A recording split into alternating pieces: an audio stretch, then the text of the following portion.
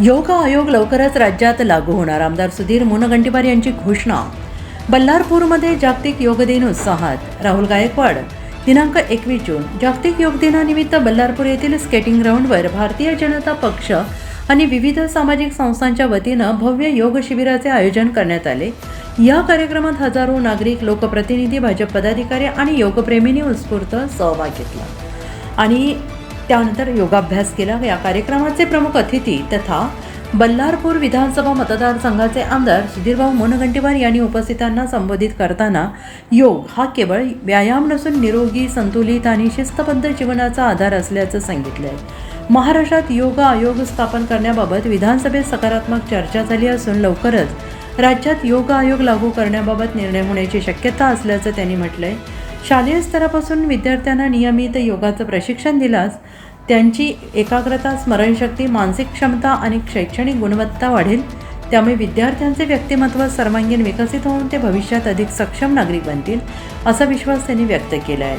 योग प्रशिक्षक ऋषिपाल गेहलोत यांच्या मार्गदर्शनाखाली उपस्थितांनी विविध योगासने, प्राणायाम, ध्यानाचा सराव केला. योगाच्या माध्यमातून निरोगी जीवनशैली स्वीकारण्याचा संदेश देण्यात आला. यावेळी उपस्थित हजारो नागरिकांनी नियमित योगाभ्यास करण्याचा संकल्प केला.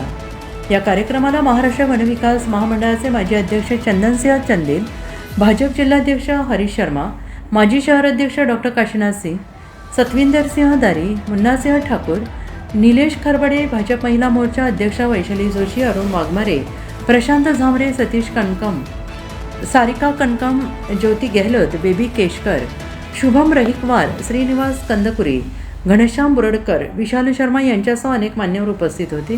कार्यक्रमाचा समारोप राष्ट्रगीताने करण्यात आला आणि उपस्थितांसाठी अल्पोपहाराची व्यवस्था करण्यात आली. या कार्यक्रमाचे सूत्रसंचालन सुरेखा श्रीवास्तव यांनी केले तर आभार प्रदर्शन ॲडव्होकेट रणंजय सिंह यांनी केले. मागील काही महिन्यापासून शहर भाजपा नियोजन नावाची वस्तू शिल्लक नसल्याचं चित्र दिसतं आहे.